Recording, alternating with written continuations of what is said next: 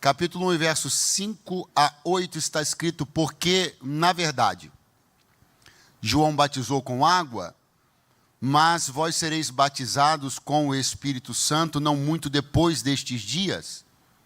Aqueles, pois, que se haviam reunido, perguntaram-lhe, dizendo: Senhor, restaurarás tu neste tempo o reino a Israel? E disse-lhes: não vos pertence saber os tempos ou as estações que o Pai estabeleceu pelo seu próprio poder, mas recebereis a virtude do Espírito Santo que há de vir sobre vós, e ser-me-eis testemunhas, tanto em Jerusalém como em toda a Judéia e Samaria, e até aos confins da terra. Quantos podem dizer amém? E quantos têm graças a Deus para entregar? Deus seja louvado.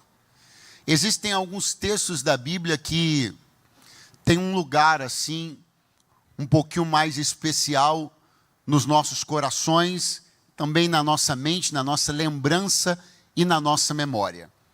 Eles fazem a associação, nos remetem diretamente a alguns temas. Por isso eles são chamados de textos áureos. Quando nós que somos pentecostais, obrigado pelo entusiasmo daquela querida irmã de verde, quando nós que somos pentecostais,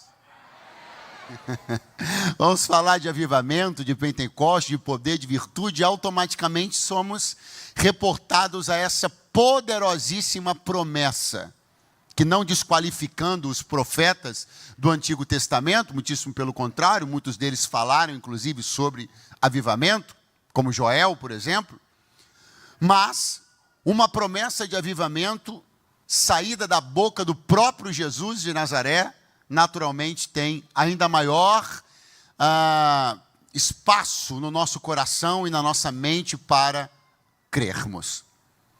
Mas essa promessa, e eu estou me referindo ao verso 8, mas recebereis a virtude do Espírito que há de vir sobre vós, é importante que seja nesta noite entendida dentro de um contexto, dentro do seu contexto.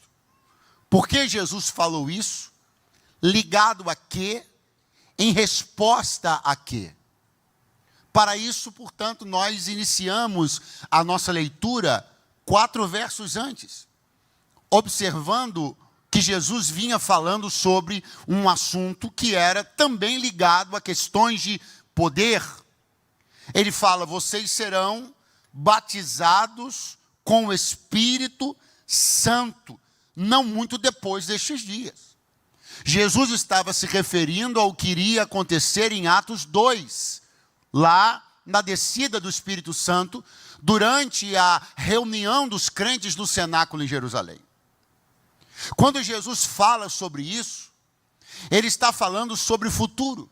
E eis aí uma palavra que desperta muito interesse das pessoas. O pastor há pouco mencionou aqui sobre o misticismo que é tão comum nas pessoas de maneira geral, e no Brasil temos muitos místicos. Eu estava pela manhã lembrando, foi até engraçado, da época que tinha o Ligue Já. Vocês lembram do Ligue Já?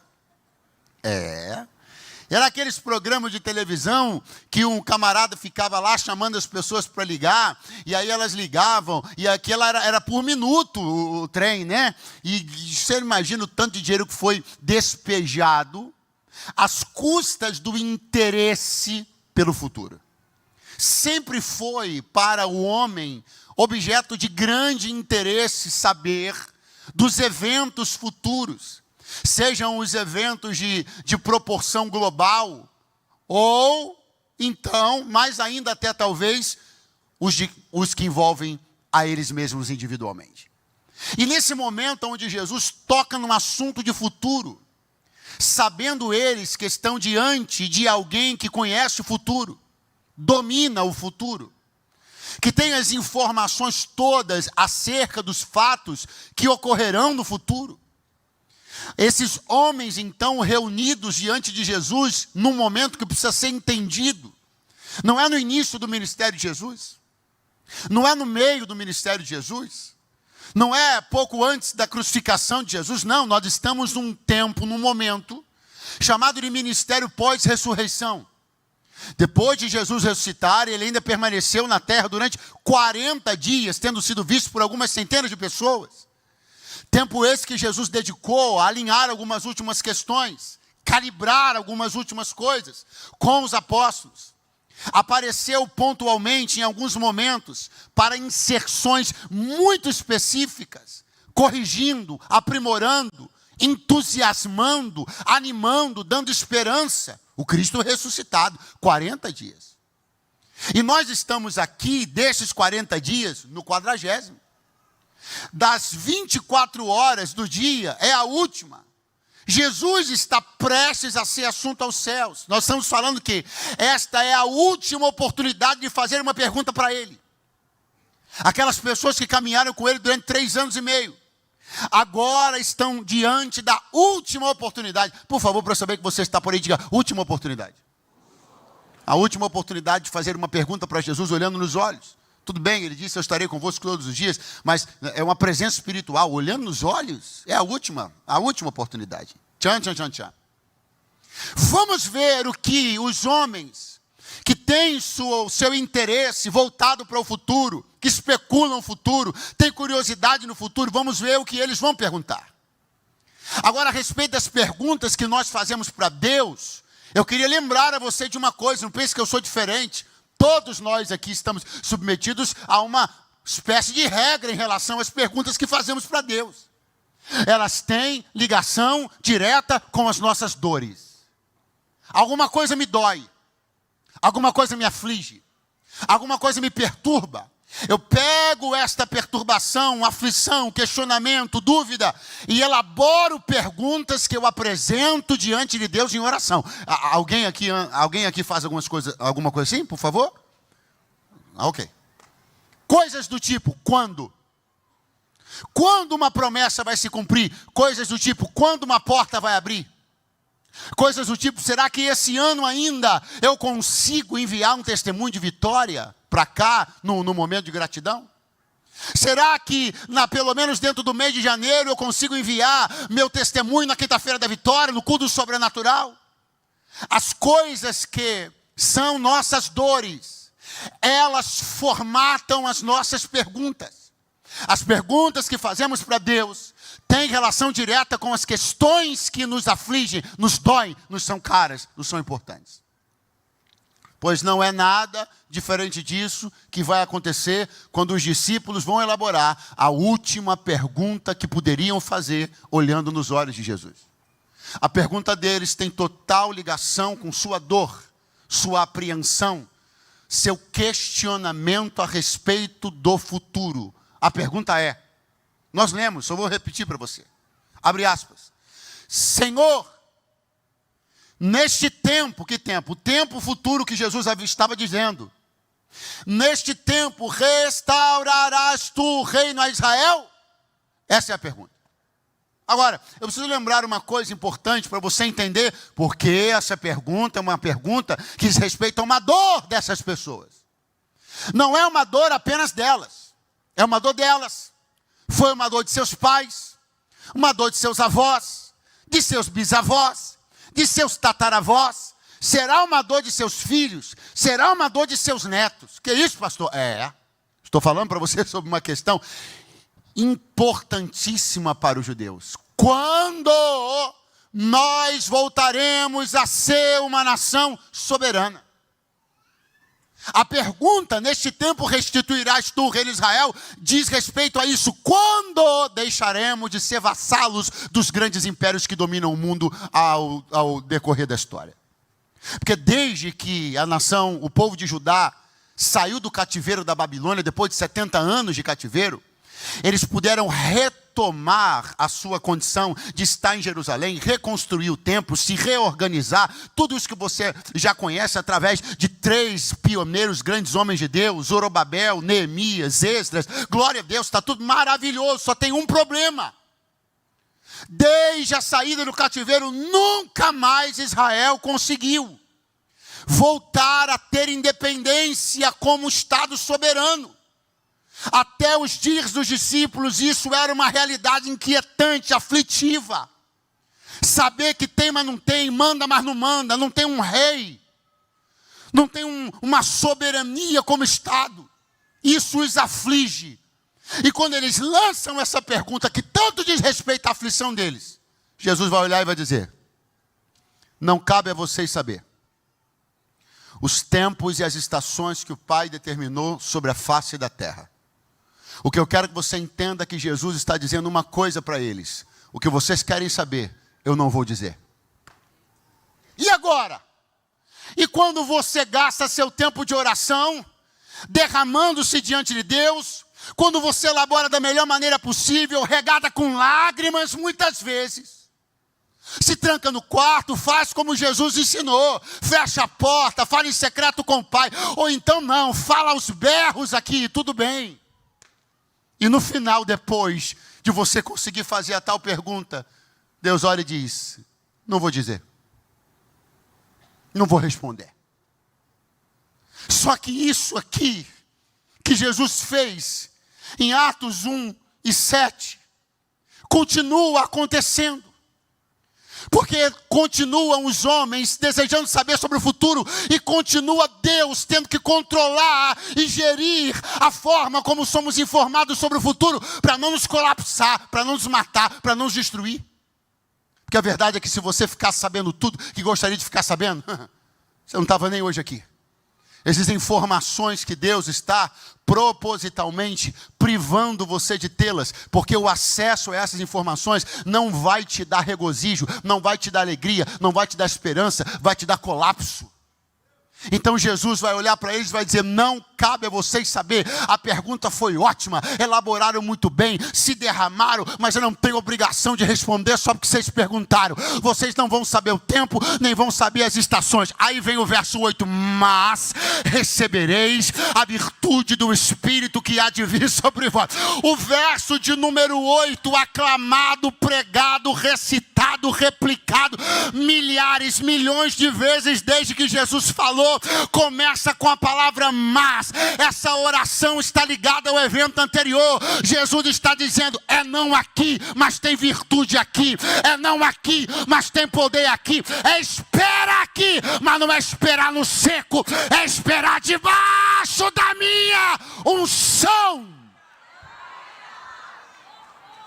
Só não pensa uma coisa: que a virtude do Espírito Santo é uma chupeta que você coloca na boca do seu filho quando ele está chorando. A virtude do Espírito Santo não é um quebra-galho, não é um cala-boca.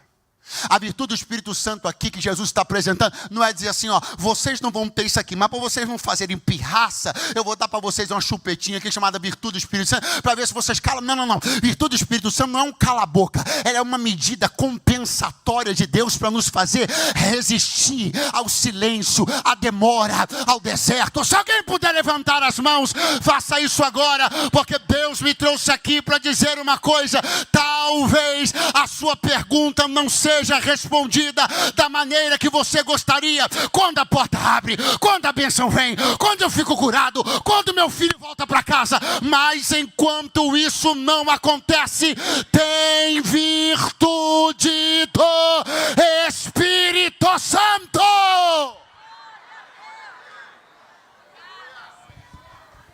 Você não vai passar esse período de silêncio a seco. Você vai passar esse período de silêncio lubrificado pelo óleo de Deus. 2 aleluia, glória a Deus, lá no Kids. Você não vai passar esse período de silêncio e de espera seco. Você vai passar ele com as suas engrenagens lubrificadas pelo óleo da unção de Deus. Se alguém puder levantar a mão, é uma boa hora. Levante a mão. Eu declaro na autoridade do nome de Jesus Cristo que você e eu sairemos hoje daqui cheios da virtude do Espírito Santo de Deus. Aleluia. Qual é o assunto? Sobre o que vocês querem saber? Queremos saber, Senhor, sobre os movimentos políticos. Não é essa a pergunta? Vamos de novo? Neste tempo restaurarás tu o reino a Israel. Essa pergunta é o quê? É sobre sentimento? Emoção? Essa pergunta é política.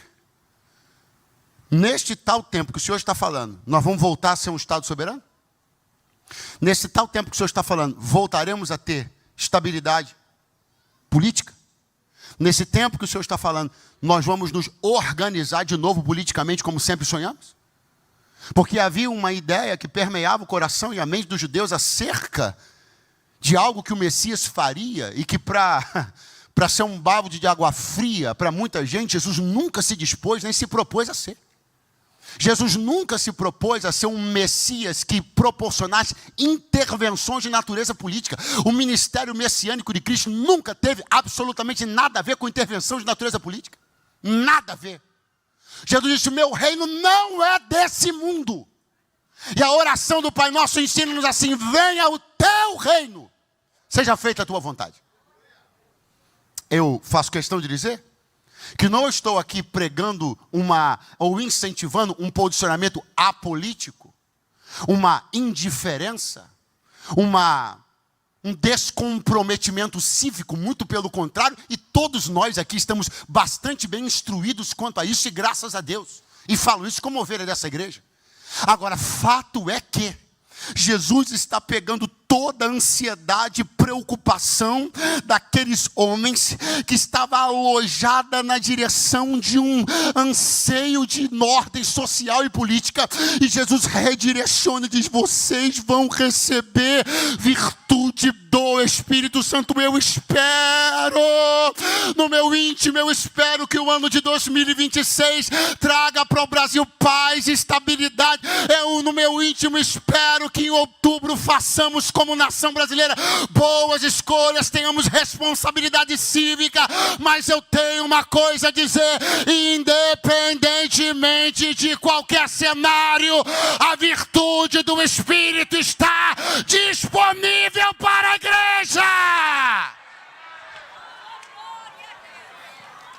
E é ela quem nos sustenta.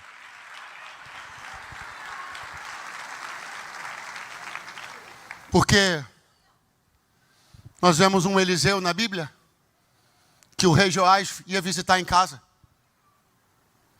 Nós vemos um Elias na Bíblia que nunca teve paz com os reis.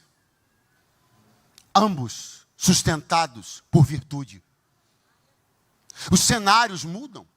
As coisas transcendem, se modificam.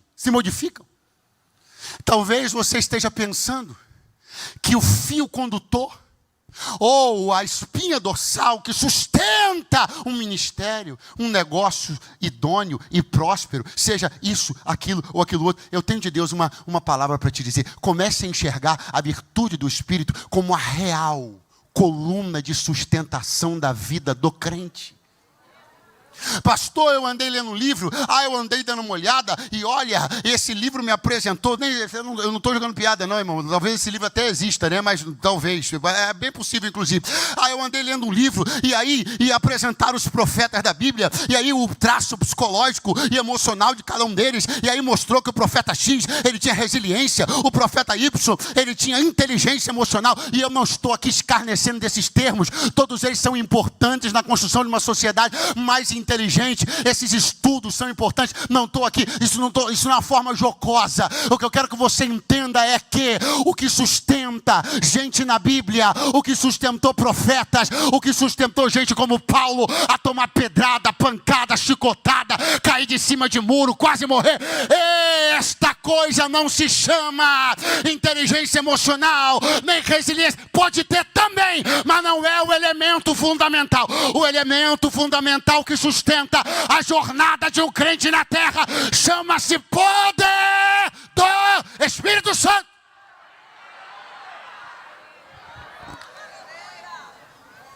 Poder do Espírito Santo. Você quer saber alguma coisa sobre o futuro? Pergunta para o teu vizinho: está curioso com o futuro? Você não perguntou? Pergunta para ele: está curioso com o futuro? Eu estou curiosíssimo. Uma série de coisas, mas estou entendendo que algumas delas Deus decidiu me privar das informações por puro amor. Que a pergunta é: você está mesmo pronto para ser respondido daquilo que você perguntou? Pastor, sobre o que o senhor está dizendo, vamos olhar o texto? Qual foi a pergunta dos discípulos? Neste tempo restaurarás tu o reino de Israel? Eu estou de novo mastigando a pergunta para você entender sobre o que eles estavam falando. A pergunta é, neste tempo, vamos voltar a ser um Estado soberano? Nesse tempo, deixaremos de ser vassalos dos grandes impérios do mundo? Nesse tempo, nos organizaremos soberanamente como nação de novo? Essa é a pergunta que eles estão fazendo para Jesus.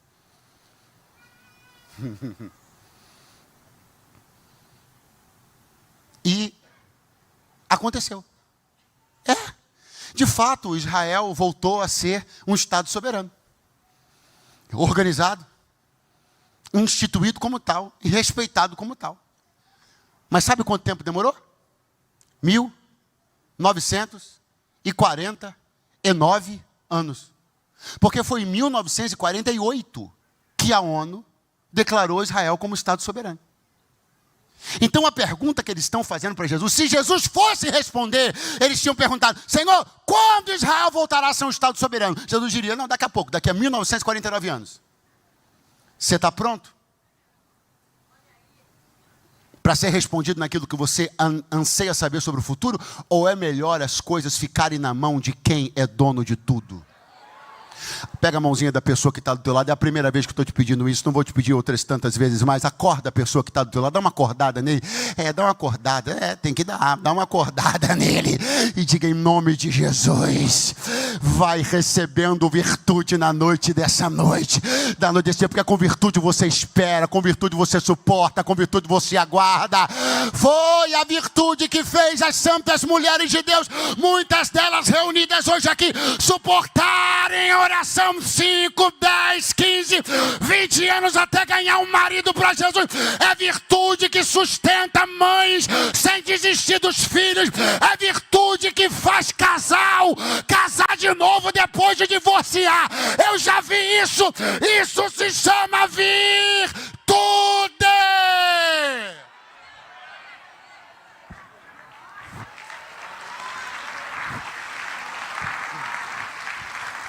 Aí, a gente está em Atos 1 e 8, e Jesus está dizendo, vão receber virtude. Vai por mim. É o que vocês precisam. Vai por mim. É o que vai fazer vocês aguentarem toda a pressão que virá depois. Vai por mim. É a única coisa que fará vocês resistirem nos dias maus. Vai por mim. Vocês vão receber. E receberam mesmo. Sim ou não, minha gente? Sim ou não? Quando? Em Atos 2. Não é verdade? E cumprindo o dia de Pentecostes, estavam todos reunidos no mesmo lugar. E de repente veio do céu um som como de um vento. Você conhece? Atos 2. Nós estamos em Atos 1 e 8, Jesus dizendo, vai acontecer. Em Atos 2 e 1, pum, acontece. Deus fazendo promessas. Deus cumprindo promessas. A Ele louvor. A Ele é glória. Agora eu quero situar você numa questão que vai fazer particular sentido nesse momento que nós estamos vivendo hoje, dia 28 de dezembro. Vai fazer. Porque deixa eu falar para você. Eles estão no 40º dia do ministério pós-ressurreição de Jesus. Jesus ressuscitou na Páscoa, sim ou não? Sim ou não? Ok? Então, 40 dias antes foi Páscoa. O Pentecostes não tem esse nome por acaso. Esse prefixo penta é de 5. Porque o Pentecostes acontece 50 dias após a Páscoa. Então, vamos fazer as contas. Se eles estão no 40º dia depois da Páscoa, faltam 10 dias para o Pentecostes. Amém ou não amém?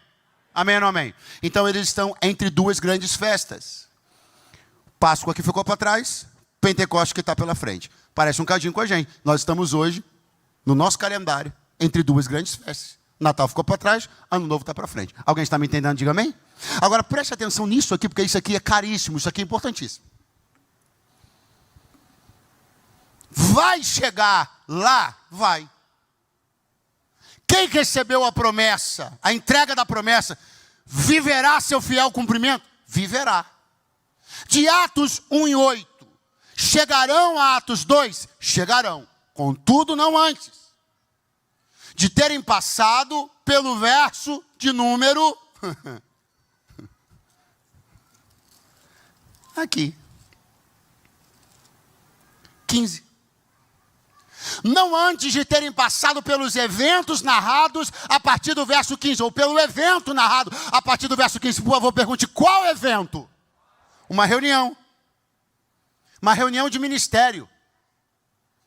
Uma reunião apostólica. Essa é a hora que alguém que está aí me ouvindo talvez diga, opa, vou aproveitar para dar uma olhada no meu WhatsApp, isso não tem nada a ver comigo, não sou obreiro, não sou ministro, não tenho reuniões ministeriais a fazer. Calma, não pega o telefone não. Não vim falar só a ministros, não vim falar só a obreiros, eu vim falar a todos que precisam fazer suas reuniões difíceis. Porque o que você não entendeu ainda é que essa tendência, essa inclinação miserável que a gente tem de protelar as coisas, sobretudo com vistas a fazer depois da festa. Ah, quem nunca olhou uma coisa que tinha que resolver, mas disse assim, depois do ano novo. Porque na nossa cabeça, entrar em algumas searas, tocar em alguns assuntos, remover alguns tapetes, visitar alguns porões, mexer em alguns temas, confrontar algumas pessoas, comprometerá a festa. Mas na verdade, para os apóstolos ter feito a reunião difícil, não comprometeu a festa, enobreceu a festa. Eu tenho uma palavra de Deus para entregar para alguém aqui essa noite. Você tem uma reunião a fazer. O tema não é fácil. As pessoas estarão um tanto quanto constrangidas na reunião. As pessoas que você citará, talvez trará uma densidade para a conversa, um peso, não vai ter nada de fácil, porém Deus me trouxe para dizer, é extremamente necessário que você ponha algumas pautas em ordem na reunião difícil na sua casa, do seu negócio, do seu ministério, porque Deus não quer que você chegue em Pentecostes desmantelado, desorganizado, com o seu tapete com 10 centímetros de sujeira escondido embaixo. Deus me trouxe para dizer, não vai ser fácil, vai ser delicado, vai ser constrangedor, vai ser esquisito, mas vai ser necessário. Necessário. Vamos lá? Bem devagarzinho, para você não dizer que não entendeu. Ô pai, quanto tempo mais você vai adiar essa reunião com esse garoto? Ô mãe, quanto tempo mais você vai adiar a reunião com essa menina? Ô marido, quanto tempo mais você vai adiar essa reunião com a sua esposa? Pastor, você não conhece ela, se eu entrar nesse assunto agora, nem vai ter ano novo. Ah, então você vai deixar para o dia 2, entendi. Então você vai passar mais um ano com suas mentiras e enganos de estimação? Então você vai passar mais um ano novo fingindo não ver o desequilíbrio claro que está havendo na sua relação com seus filhos? Então você vai de novo fingir que não está acontecendo nada, como você fez no Natal, vai fazer de novo no Ano Novo, mesmo tendo observado o comportamento assustador que seu filho homem está tomando, que já é objeto de especulação, de acotovelamento, de gente olhando, arregalando os olhos, mas você não quer tocar no assunto. E Deus me trouxe hoje aqui para dizer, você vai ter que presidir essa reunião, porque se não for você, quem será? Toma esse cajado na mão. Põe a sua casa em ordem. Não espere que a pedagoga da escola do seu filho ordene aquilo que você está negligenciando ordenar. Não espere que venha de um mundo corrompido, com ideologias nefastas, o endireitamento, o enviesamento correto da conduta dos seus filhos. Ou você senta esse moleque, ou você senta essa menina na cadeira, ou você abre a Bíblia, ou você começa a orar com eles, ou você mostra, aponta, denuncia o comportamento reprovado, ou você ensina a tua casa a servir a Deus. Ceará e Joma. Ou aquelas promessas que você se debulhou em lágrimas quando recebeu. Lamento te informar. Aquela choradeira quando aquele profeta foi lá, botou a mão na cabeça dos seus filhos. Esse vai ser missionário, esse vai ser aquilo. Só que você não faz a reunião. Você não diz o que tem que ser dito. Então, todas aquelas lágrimas, toda aquela euforia, quando o profeta falou, seu filho ia ser isso, sua filha ia ser aquilo, todo mundo ficou tão, essa menina vai ser missionária. Mas antes dela ser missionária, você tem que tirar ela daquela missão que ela está. Aleluia. Antes do seu filho ser o pregador, que o profeta botou a mão nele e você chorou pra caramba. Que lindo, foi maravilhoso aquele momento, foi lindo, foi muito legal. Mas antes dele se tornar esse pregador, falando a palavra de Deus, você tem que ajudar ele a arrancar essas palavras obscenas, esse palavrão da boca dele. 2 aleluia, glória a Deus no Kids. A reunião difícil foi presidida por um homem chamado Pedro. E essa reunião vai tocar num assunto só um pouco delicado: o suicídio de Judas. Uma coisa light. Você está achando que o seu tema é difícil? Pois a reunião que Pedro vai presidir, vai falar sobre o Judas. Amigo, irmão de 3 anos e meio de caminhada, dorme junto, acorda junto, come junto, tudo junto, ora junto. 3 anos e meio, traiu Jesus, vendeu por 30 moedas de prata, se precipitou, se rasgou, as entranhas, as vísceras se abriram. Um assunto bem light. Faltando 10 dias para o Pentecostes. Mas o Pentecostes só foi o que foi, porque 10 dias antes, alguém teve coragem de botar a casa em ordem. Eu estou declarando na autoridade do nome de Jesus que esse ano novo vai ser maravilhoso. Ao contrário do que esse acovardamento que está querendo tomar, quer dizer, não vai. Vai ser maravilhoso, que você vai colocar as coisas em ordem. Deus vai ser contigo. Alguém pode dizer amém, por favor? Alguém diz aleluia, por favor? Se você precisa de uma motivação a mais para fazer sua reunião difícil, eu lhe dou com muito gosto. Quem é o presidente da reunião que deliberou sobre a substituição de Judas? Quem é o presidente da reunião? Pedro. Quem é? Quem é? A posição dele é a mais difícil na reunião. Quem concorda, diga amém. Sim ou não? Se você me perguntasse, gostaria de estar no lugar dele? Eu diria não. Agora preste atenção, porque isso acontece toda hora. O quê? Alguém se levanta para fazer o que ninguém quer fazer. Alguém se levanta para falar o que ninguém quer falar. Alguém se levanta para ser o que Deus precisa, quando todo mundo foge. Só que tem um detalhe: é esse mesmo homem que preside uma pequena reunião para pouca gente, tratando um tema difícil.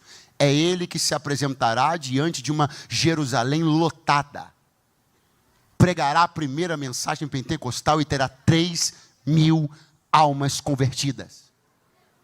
Agora preste bem atenção: se você, como eu, não gostaria de estar no lugar de Pedro, presidindo a reunião da substituição de Judas, eu acho que você, assim como eu, gostaria de ter sido o pregador da primeira cruzada de avivamento. Sim ou não? Sim ou não? A questão é que, não raramente, Deus coloca para fazer o que todo mundo quer fazer, as mesmas pessoas que fizeram o que ninguém teve coragem de fazer.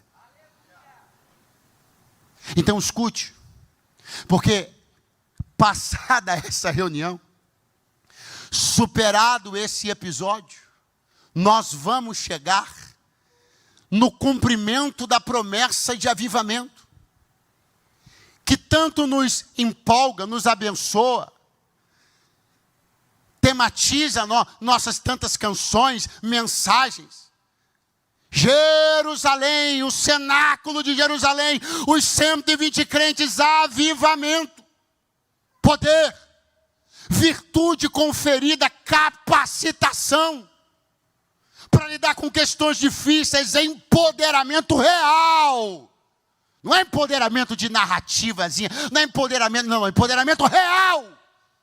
A conferência de um Deus Todo-Poderoso de poder aos seus eleitos. Oh, aleluia. Não é o êxtase das... Não, é poder real. Esse poder que Deus quer conferir à igreja nessa última hora, quer continuar conferindo. Eu estou interessado em receber ele. Se mais alguém também está, por favor, diga amém. E Lucas vai narrar assim o dia do cumprimento da promessa. E cumprindo-se o dia de Pentecostes. Diga comigo, cumprindo-se o dia. Repita algumas palavras que são importantes para entender o que vou lhe dizer agora, que é uma das minhas últimas considerações. Diga comigo: ordem, calendário. De novo, diga: ordem, calendário. Lucas está dizendo cumprindo-se. Por que cumprindo-se? Porque eu já lhe expliquei. Tinha uma contagem aberta. Terminou a Páscoa, começa a contar. 1, 2, 3, 4. Não vai ter Pentecostes no 10º dia. Não, meu irmão, o negócio tem ordem. Também não vai ter Pentecostes no 47º dia. Não vai ter Pentecostes no 50º dia. Tem ordem. O chamado que está sendo proposto nesse momento de reflexão para nós aqui é a maneira ordeira como a igreja está posicionada para receber a promessa do avivamento. Zelosa, ética, cumpridora de tarefas. A ordem é de fundamental importância. E você sabe disso. Horário, data, calendário. Estas coisas são importantes para um viver saudável em comunidade, abençoado, para o cumprimento das promessas. Isso tudo é maravilhoso e importante. Só que nosso irmão Lucas continua.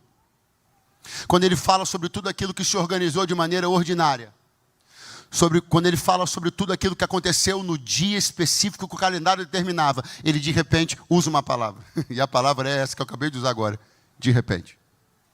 Ele disse, e de repente, veio do céu um som como de um vento veemente, impetuoso. Então, no momento, ele nos apresenta um calendário, uma data, uma ordem, um sistema, mas de repente ele diz, todas essas coisas foram golpeadas por uma ação inesperada do Espírito Santo, que perfurou a bolha do previsível e instaurou algo que ninguém imaginava que aconteceria do jeito que aconteceu. Porque este é o equilíbrio que nós como igreja precisamos encontrar. Eu já estive em reuniões e conheci mais profundamente igrejas que viviam em um e em outro extremo. E lhe garanto, sempre dá errado. Como é que é isso, pastor? Lhe explico. As igrejas que vivem no extremo do ordinário, tudo é cartesiano, sistemático, cronometrado, é uma chatice, não tem outra palavra, é uma chatice, e Deus não tem nada a ver com isso. Estou falando sobre organizações humanas, modos de operação dos homens. Então, não estou sendo antiético, vou repetir inclusive pela terceira vez, é uma chatice, previsibilidade total. Ah, mas eu já conheci as igrejas também no outro extremo, imprevisibilidade total. Que hora que começa? Ninguém sabe. Que hora que termina? Menos ainda. Quem vai pregar? Ninguém sabe. Quanto tempo? Também não se sabe. É uma coisa confusa, aleatória, uma igreja vivendo um pouco da igreja de Corinto, precisando um pouco em ordem, tudo descalibrado, tudo esquisito, também não dá certo. Mas quando essas duas coisas convergem, o ordinário e o de repente, quando a igreja tem sua organização, seu estatuto, seu horário, seu dia, seu calendário, mas ainda assim ela não se priva de estar aberta para ser golpeada pelo inesperado de Deus. Oh, esse culto começou no horário correto, vai acabar no horário correto, mas entre a paz do Senhor do pastor Silas Filho e a bênção apostólica do pastor Silas Malafaia, tem espaço para o de repente de Deus. Oh, aleluia.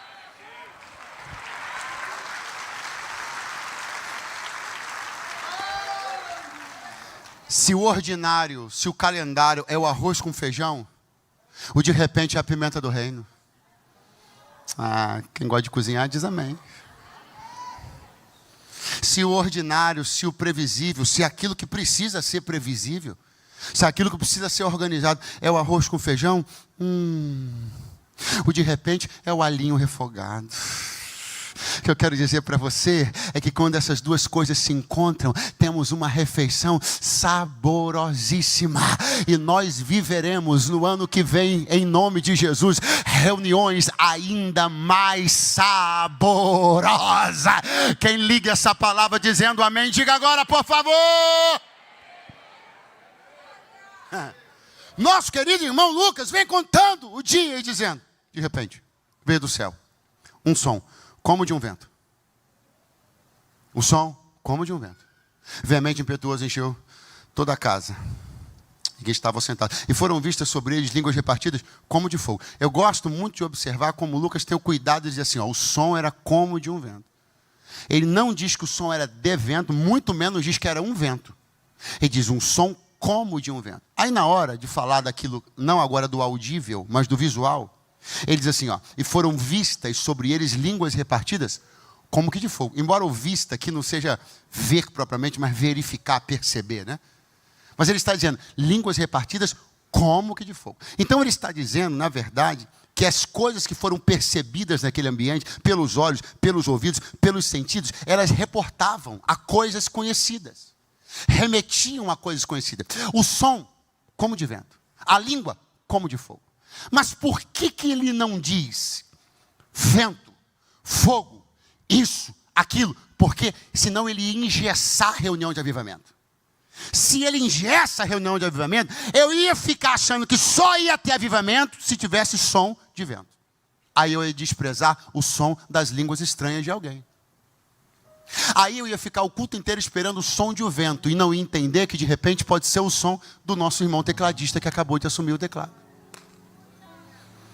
O que eu quero que você entenda é que não está engessado. Precisa haver som, de que fica a critério do que Deus quiser tocar. Talvez você não vai ver línguas repartidas como que de fogo, mas vai ver uma lágrima brotando no canto do olho de uma criança, e você vai entender que Deus está enchendo a casa de poder. Talvez você não vai ouvir som como de vento, mas vai ouvir o som dos cânticos espirituais em línguas estranhas de uma querida irmã na fileira de trás. Ou seja, é Deus dizendo, eu não estou engessado, nem encapsulado, eu faço o que eu quero, do jeito que eu quero, na hora que eu quero, para quem quiser receber.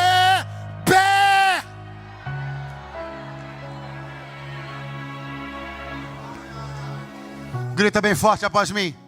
120. Todos. Não, todos, grita forte. Todos foram cheios.